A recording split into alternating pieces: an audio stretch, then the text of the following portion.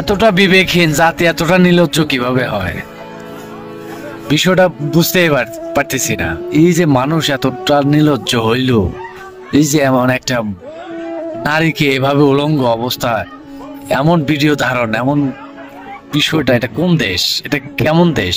এদেশের মানুষের কি ন্যূনতম মেধা শক্তি জীবনও হবে না? বাঙালিকে সারা জনম অদমে থাকবে, বাঙালিকে অদমের পরিচয় দিয়ে যাবে, তাদের মাথায় যা ইচ্ছা তাই করবে। তারা আসলে কোন গ্রহে বাস করে? কোন গ্রহ থেকে তাদের জন্ম, তাদের সৃষ্টি? খুব ধিক্কার জানাই এই ধরনের মানুষদেরকে, যারা একটা অসহায় নারী। আজ সেই নারী যদি তোর মা হইতো তাহলে তুই কেমন কি করতি? এই নারী যদি তোর বোন হইতো? কোন মেধা শক্তি নিয়ে থাকস রে ভাই?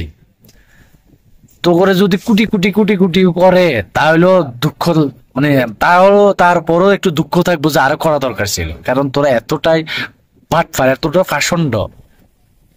দীক্ষাত লাগে, দীক্ষাত জানাই তোদেরকে।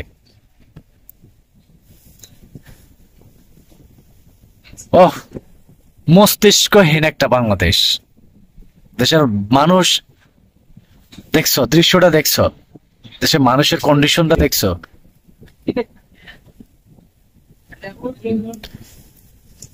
পরিচয় দিলি তোরা যে যারা সন্তান, তোদের পরিচয় দিয়ে দিলি।